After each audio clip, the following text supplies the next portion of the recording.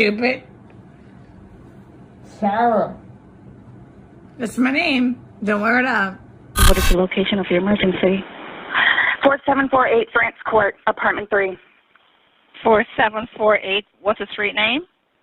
France, Frantd. And the apartment number? 3. Is this a police or medical? My boyfriend is dead. Like, he and I are putting a puzzle together. We've been doing some artwork together.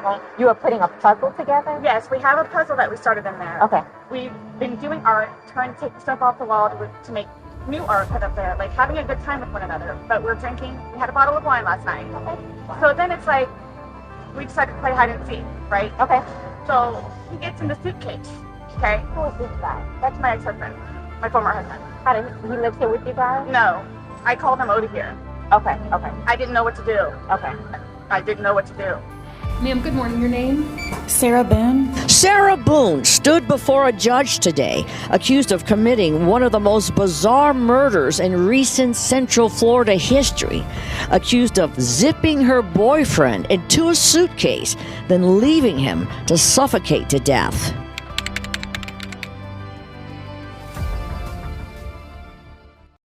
Today's date is February 26, 2020. The time now is approximately 12:05 hours. This is in reference to Orange County case number 20-017904. I'm currently located at Tealwood Park Apartments, 4704 Lucier, Fort Winter Park, Florida, 32792. I am here with my partner, Detective Scott Lowe with the Orange County Sheriff's Office. And can you state your name? Melissa May Sexton. You are the property manager of this complex, correct? Yes. Okay. And we had Kim in here asking about the tenants, Sarah Boone and George Torres. And they have lived here, you gave us the date of February 9th, 2018? Correct. Okay. You had told us that Sarah would confide in you about her and George's relationship. Can you tell us further what she would tell you? Yes. Sarah, shortly after she moved in with George, she came to the office to talk to me. We noticed bruises and stuff on her, and she asked me if she could talk to me privately and asked how she would be able to get George off of the lease. Is there any way to do that? Which prompted, deeper conversation. She proceeded to let me know and was showing me a lot of bruises and marks. There were handprints, scratches. She even at one point had to go to the hospital. Through multiple conversations that we had, it steadily progressed. She had a very large gash at one point in her shin. She had to go to the hospital and get that taken care of. I'm not exactly sure what it was from, but I think it had to do when they got into a fight outside. And something got broke. I think it was one of their wine glasses or something. But, she came to me at one point asking, what do I do? Like, how can I get rid of him? I've never dealt with this type of situation. I just counsel her as she continued to come to me and explain to her that, she had to make a decision if she was going to stay with him or not be with him. If she, was going to try to work things out, they needed to seek out therapy, help, something. It wasn't too long after that last conversation that I found out the police had come and George was arrested. I don't remember about how long it was in between time, but there was another incident after that where they both got arrested, all for domestic. The complaints throughout their whole term, roughly about 20 to 30 noise complaints, fighting, arguing, banging on doors, loud music. It was just always something pertaining to their lifestyle. I do know that I have seen both of them intoxicated as early as 9 o'clock in the morning, and I mean staggering, falling down intoxicated, both of them. There was a noise complaint that I had received about some fighting one day that was going on, and Sarah was actually wandering around the property very drunk, barefoot, not properly dressed, I'll say it like that, sitting on the side of her building over by the retention pond. When I was told about that is when I approached Sarah, sat down, talked to her. I even had also separately went and talked to George and told them that once they had sobered up, I needed to have a meeting with them. The following business day, because this was a Friday, I do remember that. I went to see them Monday, roughly about 12 o'clock. They were sober. They apparently had some epiphany, that they were going to straighten themselves up and start acting right. And they did very good for, well, basically until now. I haven't gotten any complaints since May of the past year, But up until that point, the complaints were consistent, monthly, always.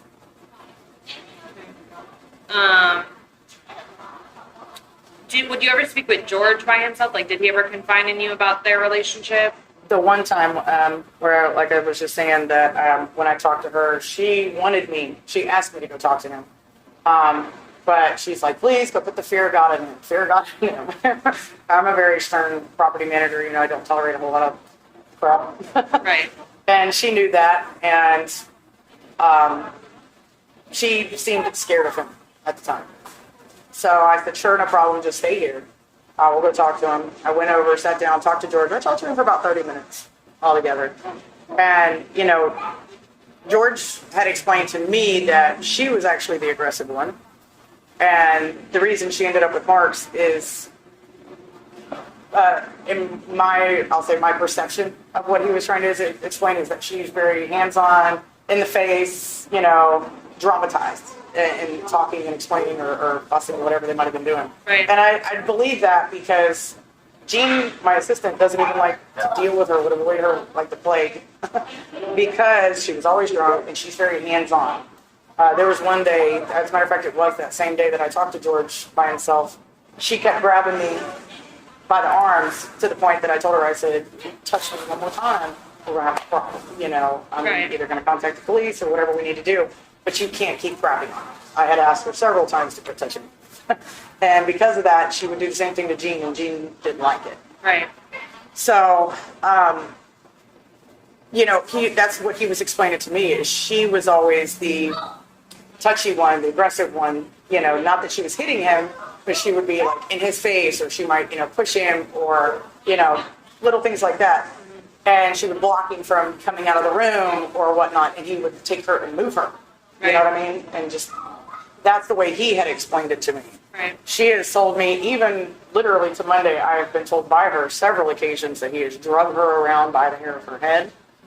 I've been, told about by neighbors. I'm sorry I don't have it anymore, but at one point a tenant actually sent us a video clip via text of them two fighting and beating on each other out in the backyard. There was another complaint incident about a ladder being propped up to the wall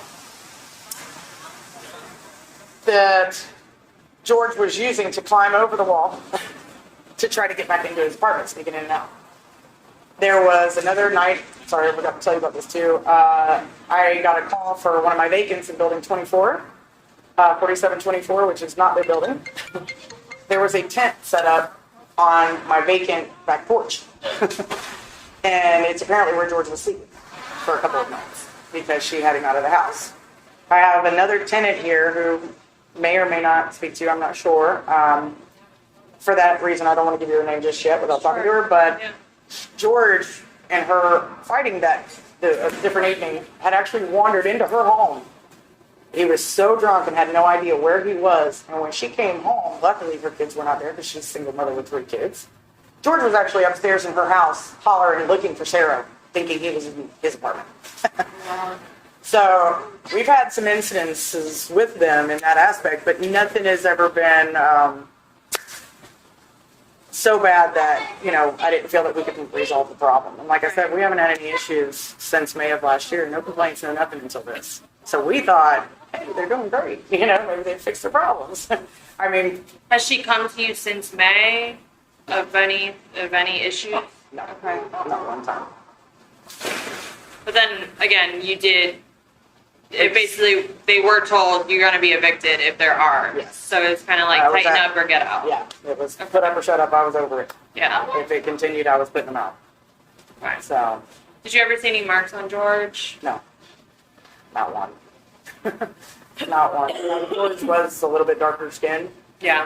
I'm not sure. Would you that see I would. Georgia as often as you saw Sarah? Sounds No. like Sarah can meet you a lot more. Yeah. We would always see Sarah. As far as the only time I ever really saw George is the time when we actually got George to sign off the lease. Right.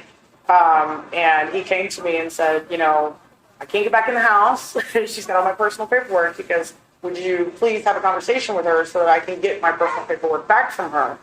He goes, but do you have a set of bolt cutters for my bicycle that's out back?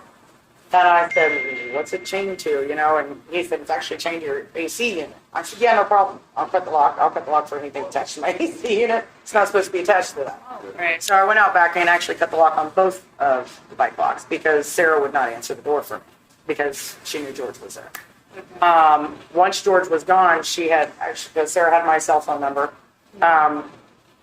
being that I had already went through and just got out of a very abusive relationship, Sarah knew that because, you know, I confided in her and explained that.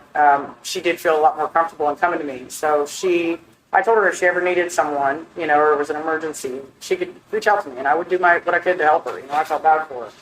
But after a while, when she just kept taking him back, I just told her, I said, you know, you're just going to have to call the authorities. You're on your own. It's obvious you don't want it to stop. You know, he's not doing anything to get help according to you, and you just keep dealing with it. I mean, you know, there comes a point where it's just stupidity.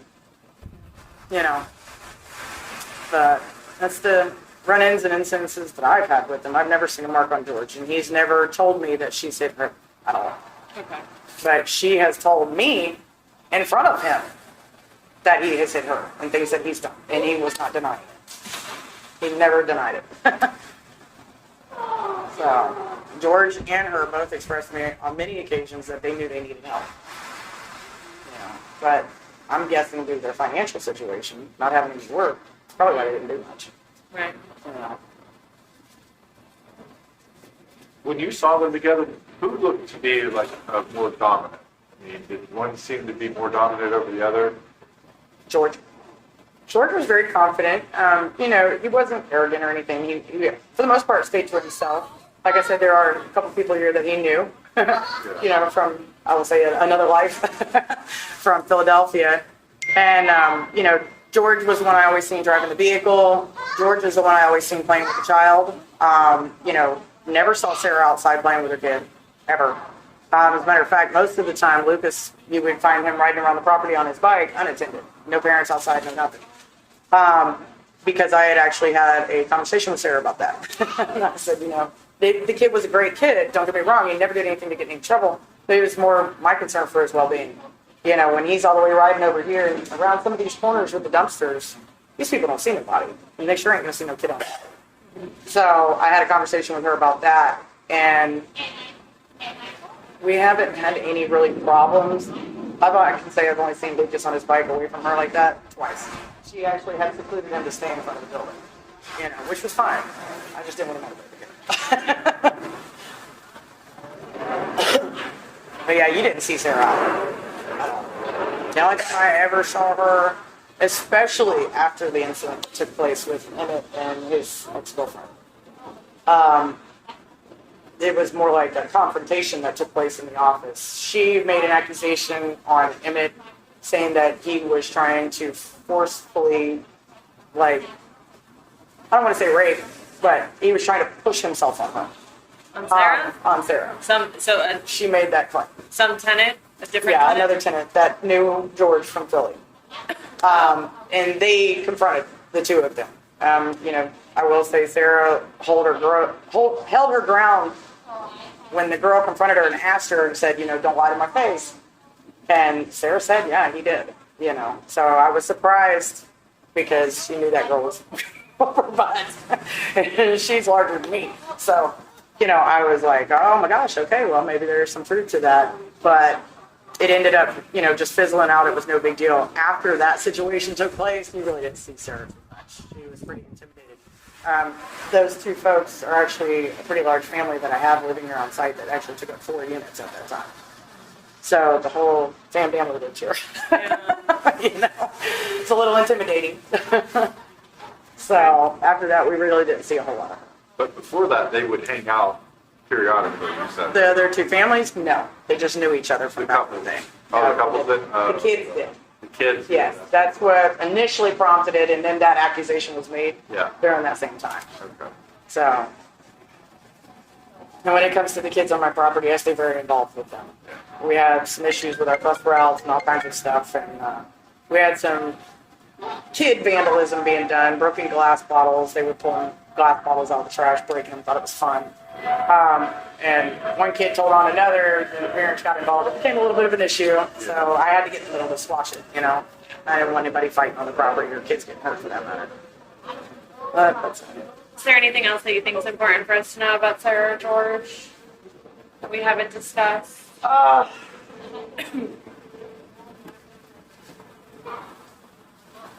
mean, no, I don't. Nothing really. Her nickname's Drunk with the Bear. I mean, you know, literally. We know they drank from sunup to sundown. Would she ever, I know she confided in you a lot, would she ever admit that she was an alcoholic to you? Yeah. She would? Yes. I wish I still had my text messages. She sent it to me on text many occasions. I know we drink too much and she had told me that George one time had enrolled in AA and was getting help. Now, brother, that was any truth. I have no idea. A lot of stuff like that I just take with a grain of salt. Right. You know, I think she was more concerned about the image that was being put in my head for them, and I think she was just trying to paint a prettier picture. Right. Because I will say, it was like a week later, she was drunk. And when we go, you know, inspecting the property and walking around different projects, we do a lot of pressure washing throughout the year. We do that a couple of times. You know, I ride around the back sides of the buildings, checking everything out. We've got a property drainage system back there. You always knew, because you'd ride back there and you'd hear them 9, 10 o'clock in the morning, they're drunk, falling down. My God, I can't imagine being drunk like that all the time. Jeez. Okay. Can you raise your right hand for me? Yes. Promise and swear everything we've talked about has been true and accurate to the best of your knowledge? Yes. Ends are recording 12:20 hours.